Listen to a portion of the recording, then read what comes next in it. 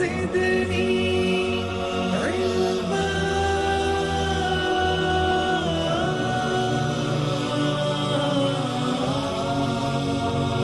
رب زدني علما.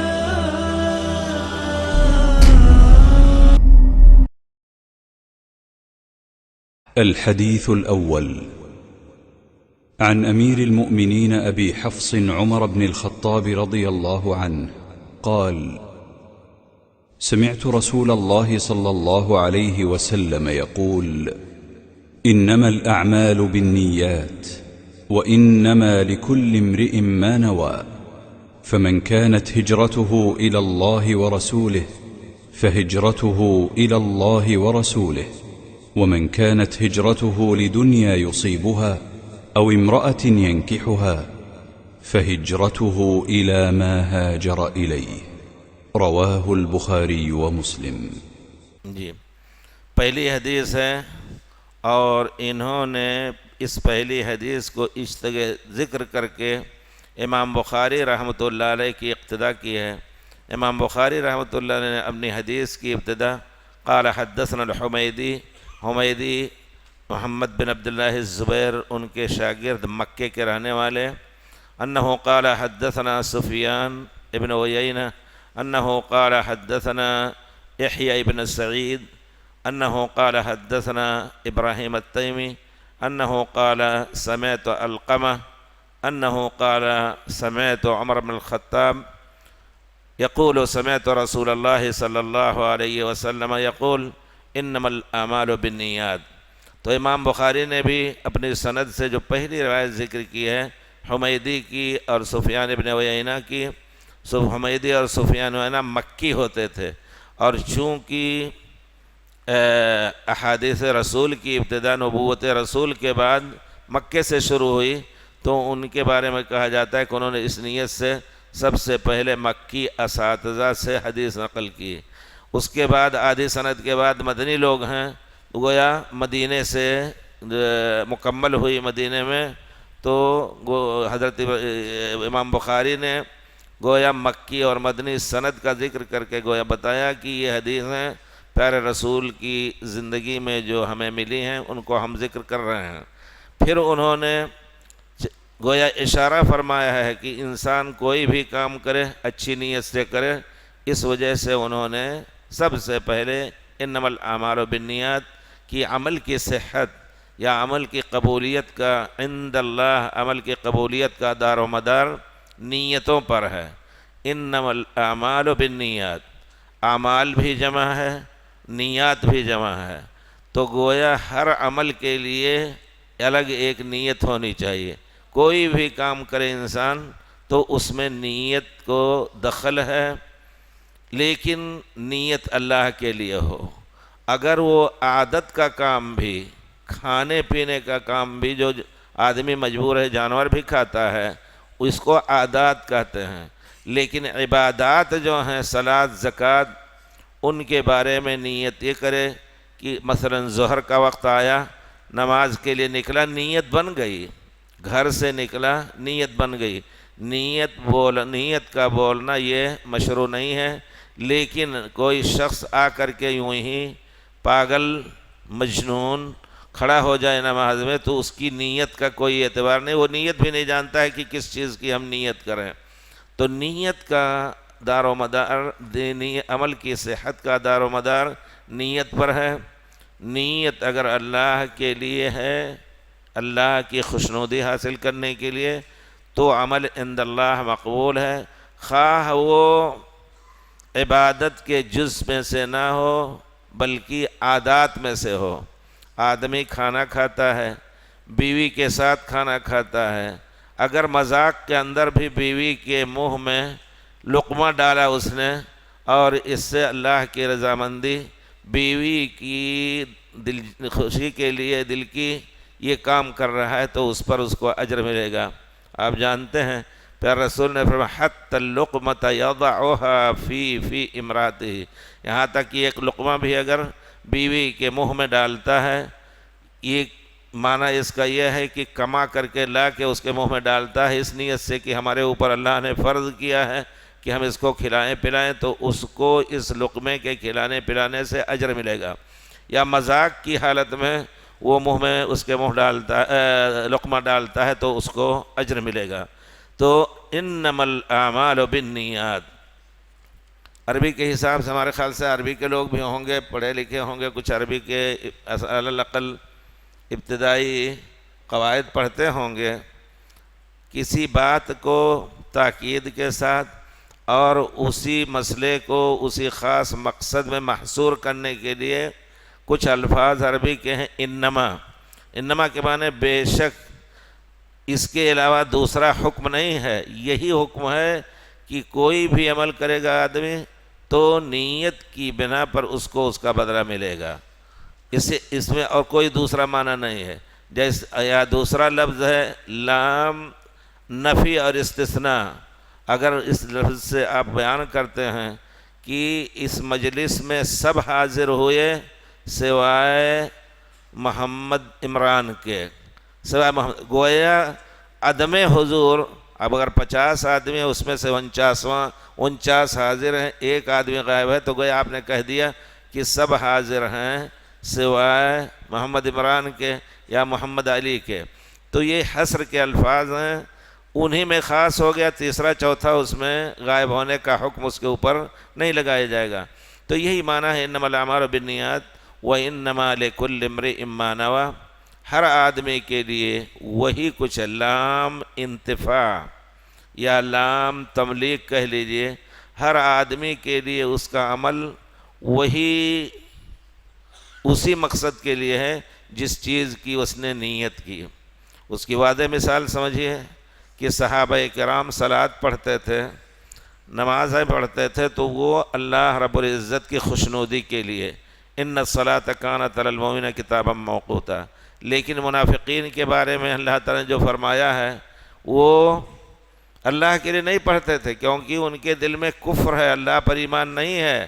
صلاۃ، زکوٰۃ اور دوسرے اعمال کو اس لیے نہیں پڑھتے تھے کہ اللہ تعالیٰ ہمیں اجر دے گا، اس کا تصور نہیں تھا، بلکہ یراؤن الناس۔ اللہ تعالیٰ نے سورہ توبہ میں، حافظ لوگ ہیں کچھ لوگ ہیں یہاں، وَإِذَا قَامُوا إِلَى الصَّلَاةِ قَامُوا كُسَالَىٰ يُرَاءُونَ النَّاسَ وَلَا إِلَّا قَلِيلًا لَا يَذْكُرُونَ اللَّهَ إِلَّا قَلِيلًا۔ یہ منافقین یہ نماز کے لیے بہت ہی بوجھل ہو کر کے اٹھتے ہیں، کیونکہ نماز کے پیچھے جو اجر اللہ کی طرف سے ان کو ملنے کی امید ایک مسلمان رکھتا ہے، ان کو یہ امید نہیں، اس پر ایمان ہی نہیں ہے۔ بس لوگوں کو دکھا کر کے انما نحن معکم، ہم تمہارے ساتھ ہیں، تو نماز پڑھنے حاضر ہو جاتے ہیں۔ اور نبی کریم صلی اللہ علیہ وسلم نے فرمایا کہ سب سے بوجھل بھاری نماز منافقین کے لیے فجر اور عشاء کی ہوتی ہے، کیونکہ وہ تو اندھیرے میں غائب رہ کر کے چھپ جائیں گے، تو اس وجہ سے وہ آتے بھی نہیں ہیں، اور کام کا وقت، سونے کا وقت ہوتا ہے، ایسے وقت میں وہ غائب ہونا چاہتے ہیں۔ آدمی دل سے جو کام نہیں کرے گا وہ کام اس کے اوپر بہت بوجھ ہوگا۔ تو انما لکل امرئ ما نوی، ہر شخص کو وہی کچھ ملے گا جس چیز کی نیت کی۔ ہم نے انشاءاللہ صلاۃ کی نیت کی کہ اللہ تعالیٰ نے فرض کیا ہے، اللہ کی رضامندی کے لیے ہم صلاۃ ادا کرتے ہیں، لیکن جو شخص آ کر کے یوں ہی کھڑا ہو گیا دکھانے کے لیے کہ ہم بھی پڑھتے ہیں، اس کو وہی ملے گا، یعنی ریا اور نمودہی کا عذاب یا بدلہ ملے گا۔ تفصیل کے طور پر پیارے رسول نے واضح طور پر فرمایا، اس زمانے میں کچھ ایسے حالات تھے کہ کچھ لوگ اللہ رسول کے لیے ہجرت کرتے تھے۔ ہجرت کس کو کہتے ہیں؟ حجر یہجرو، ہجرت ایک اصطلاحی لفظ ہوا، یہاں تک کہ کہتے ہیں جب چڑیاں سردی میں کہیں اور جاتی ہیں جھنڈ بنا کر کے، اور گرمی میں کہیں اور، تو کہتے ہیں چڑیاں ہجرت کر رہی ہیں ہمالیہ جانے کے لیے۔ تو ایک جگہ کو شرعی اصطلاح میں ہجرت کہتے ہیں ایسی جگہ کو اللہ کے خاطر چھوڑنا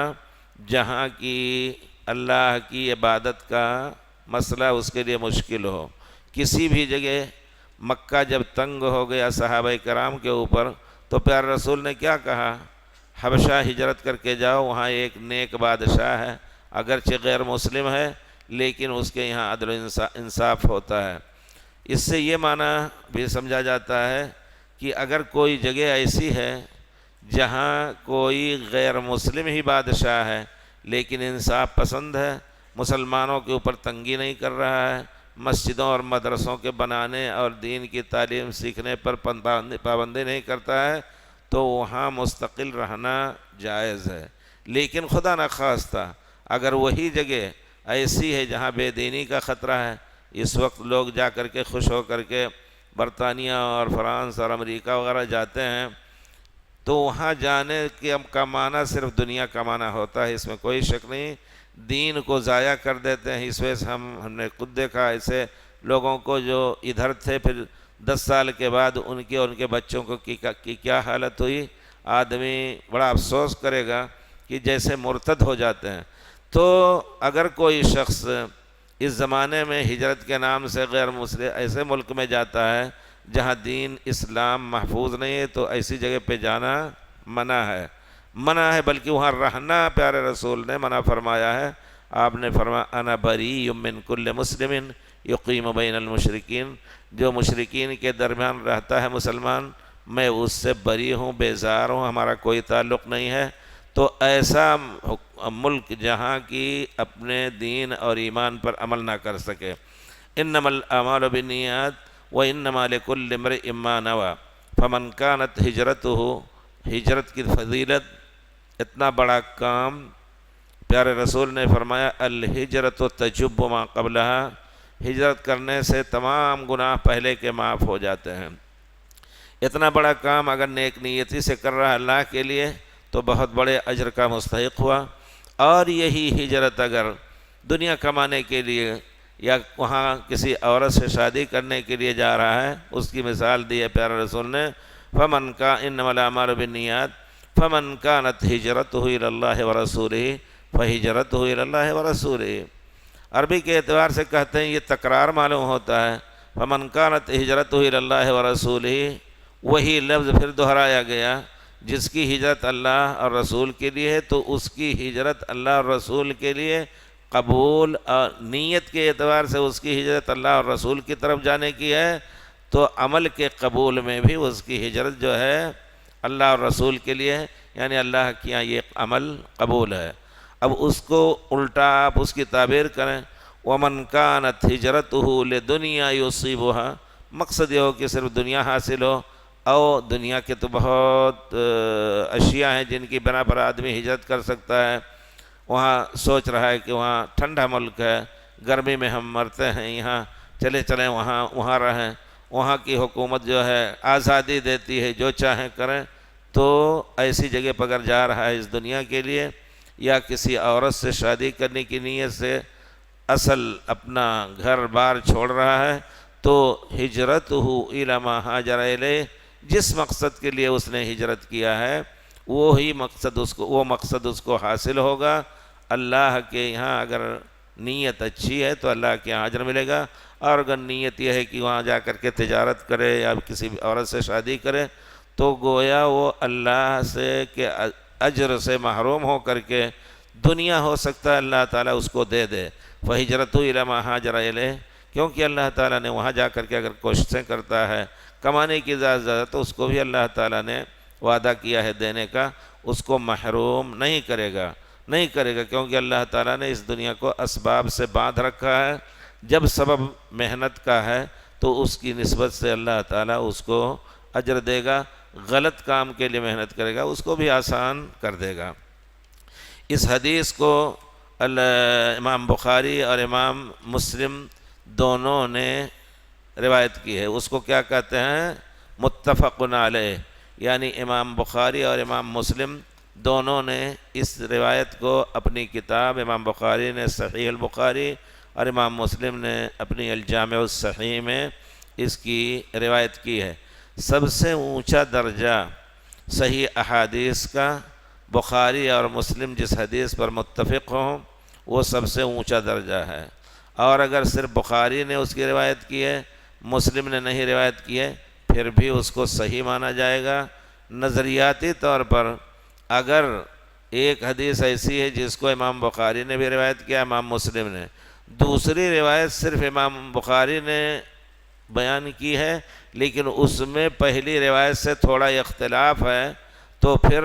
جس کو دونوں ائمہ نے روایت کی ہے جس کی، وہ حدیث راجح ہوگی، یہ نظریاتی اور قواعد کے اعتبار سے۔ لیکن ایسی کوئی حدیث نہیں ملتی ہے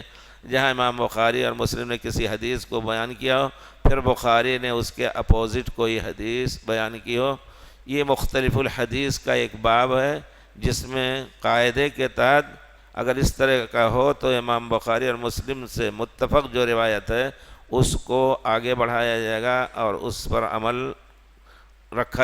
کی بنیاد رکھی جائے گی۔ یہاں عربی کے اعتبار سے آپ نے سمجھا کہ انما الاعمال بالنیات، گویا یہ محصور کر دیا ہے عمل کی صحت کو نیتوں کے اوپر۔ اس وجہ سے ہمیں چاہیے کہ ہم اپنی نیتوں کی اصلاح کریں۔ یہاں ہم آئے ہیں، ایسا بھی ہو سکتا ہے کسی نے کہا چلیں دیکھیں کیا کچھ ہو رہا ہے، نیت وہاں یہاں رہنے کی نہیں ہے، لیکن دیکھا کہ نہیں حدیث رسول کا مذاکرہ اور اس کا مدارسہ درس ہو رہا ہے، تو ہم یہاں رہ لیں، نیت کی اصلاح کر لیں، اللہ کے لیے انشاءاللہ اجر مکمل ملے گا۔ حضرت امام زہری کہتے ہیں طلبنا العلم لا للہ فابى ان يكون الا للہ، پہلے ہم نے علم کے حصول کی نیت جو تھی وہ یوں ہی ایسے ہی تھی، اللہ کے لیے نہیں تھی، لیکن یہ علم حدیث ایسا ہے کہ وہ اللہ ہی کے لیے ہو کے رہا، یعنی بعد میں نیت کی تصحیح ہوئی۔ کوئی بھی کام ہو اپنی نیت کو انشاءاللہ صحیح رکھیں، اگر غلط بھی کر دیتا ہے، نیت اور کچھ ہے لیکن زبان سے کچھ اور نکل گیا تو اس کو اجر ملے گا اسی نیت کا جو نیت دل میں ہے، زبان نے اگر دل کی موافقت نہیں کی۔ کوئی مثال آپ لوگ جانتے ہیں ایسی؟ بہت اچھا، ایک پیارے رسول نے فرمایا کہ گناہگار آدمی توبہ جب کرتا ہے اللہ کے دربار میں تو اللہ رب العزت اس سے ایسے ہی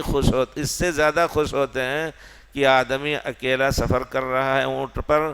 اور اونٹ یا اونٹنی پر اس کا زیادہ سفر، پانی کھانا سب کچھ ہے، چلتے چلتے کسی درخت کے نیچے اتر کر کے تھوڑا آرام کرنے کے لیے سو گیا، اونٹنی کو باندھ دیا درخت کے ساتھ، لیکن جب نیند کھلی لق و دق میدان، کوئی انیس و جلیس نہیں، وہاں اونٹنی غائب ہے، نہ کھانے کا سامان نہ پینے کا سامان، نہ اب اس صحرا میں کہاں جائے، کدھر جائے، کیسے کتنا چلے گا، سوچ کر کے گھبرا گیا، اور پھر کہتا ہے مایوس ہو کر کے زندگی سے کہ جا کر کے وہیں سو جائیں اور وہیں مر جائیں جہاں سوئے تھے۔ پھر اللہ کی قدرت سے نیند آ گئی اور پھر اللہ نے اس کی اونٹنی کو اسی جگہ پر بھیجا، نیند کھلی تو اونٹنی کو دیکھ کر کے اتنی خوشی اس کی ہوئی کہ دل اور زبان نے ہم آہنگی نہیں کی، اللہ کا شکر ادا کر رہا ہے، اے اللہ تو میرا بندہ ہے، میں تیرا رب ہوں۔ حالانکہ یہ کفر ہے اگر کوئی ایسی بات کہے، لیکن نیت کیا تھی کہ اللہ کا شکر ادا کرنا ہے خوشی میں۔ تو آدمی غلطی بھی کر لے انشاءاللہ اس کا مواخذہ نہیں ہوگا، نیت کا اجر اس کو ملے گا۔ اسی لیے انما الاعمال بالنیات اشارہ کیا تھا میں نے کہ ہر عمل کے لیے الگ نیت چاہیے۔ آپ ظہر کی اذان ہوئی، آپ اٹھے، ظہر کی نیت سے وضو کیا، آپ کی صلاۃ اب نیت جماعت میں آ کر کے حاضر ہوئے مسجد میں، نیت کی ضرورت نہیں کیونکہ وضو کرنا پھر آنا مسجد کی طرف نیت بن گئی۔ اسی طرح کوئی بھی عصر کا وقت آیا، نیت بن گئی۔ اب آپ اگر یوں ہی مسجد میں چلے آئے، آپ نے نیت نہیں کی اور یہ سوچا بھی نہیں کہ یہ ظہر کا وقت ہے یا عصر کا وقت ہے، آپ نے ظہر کی نماز پڑھ لی، تو علماء کا فتویٰ ہے کہ اس کی نیت چونکہ نہیں تھی اس وجہ سے اس کی صلاۃ صحیح نہیں ہوئی، اس کو صلاۃ کو دہرانا ہے اور یہی صحیح مسئلہ ہے۔ دوسرا مسئلہ اس میں یہ ہے کہ نیت کا بولنا صلاۃ کے لیے، نماز کے لیے کیا جائز ہے یا کسی کام کے لیے؟ آپ اٹھے کسی غریب کی مدد کرنے کے لیے، تو کیا یہ کہتے جائیں گے کہ ہماری نیت ہے اللہ کے لیے فلاں کی مدد کریں؟ نہیں، دل میں جو بات آ گئی، نیک نیتی سے نکلے کہ ہم جا رہے ہیں ان کی مدد کرنے، وہ نیت بن گئی، اس کا اجر انشاءاللہ ملے گا۔ تو اور پھر اس کا بولنا، صلاۃ پڑھنے کے لیے آئے تو جو لوگ کہتے ہیں کہ ہم نیت کرتے ہیں ظہر کی صلاۃ کی اس امام کے پیچھے فلاں مسجد میں اللہ اکبر، تو اس نیت کو بدعت کہا گیا۔ کیوں بدعت کہا جاتا ہے؟ بدعت کی تعریف کیا ہے؟ ہر وہ چیز جو دین کے نام سے، ثواب کے نام سے کی جائے، جو کام دین اور ثواب کے نام سے کیا جائے پیارے رسول سے ثابت نہیں ہے تو وہ بدعت ہے، ایجاد بندہ ہے، وہ شرعی چیز نہیں ہے۔ یہ اتنی واضح اس کی تعریف ہے کہ اس پر دنیا کے تمام اعمال کو وزن کیا جا سکتا ہے اس کے مسنون ہونے، مشروع ہونے یا بدعت ہونے میں۔ اب نماز کے درمیان دیکھا جائے کہ کیا صحابہ کرام کو پیارے رسول نے سکھایا کہ جب ظہر کے لیے آؤ اور جماعت میں کھڑے ہو تو یہ کہو کہ ہم نیت کرتے ہیں 4 رکعت نماز کی، ظہر کی، فلاں مسجد میں فلاں امام کے پیچھے پڑھنے کی؟ نہیں۔ اگر نہیں ہے تو اس کو ہر معمولی علم رکھنے والا کہے گا یہ چیز بدعت ہے۔ لیکن بہرحال کچھ لوگ ایسے ہیں مذہب کے نام سے بھی وہ یہ کام کرتے ہیں، اللہ تعالیٰ ان کو ہدایت دے کہ سنت کے کام کوشش کر کے، معلومات لے کر کے، اور الحمدللہ سنت کو بیان کرنے والے، سنت پر عمل کرنے والے قیامت تک رہیں گے۔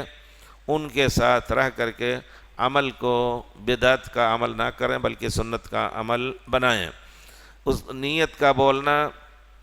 اگر آپ نے بول بھی دیا کسی مقصد کے، کسی نیت کے بارے میں، تو دیکھنا ہے کہ پیارے رسول وہاں بولے تھے کہ نہیں۔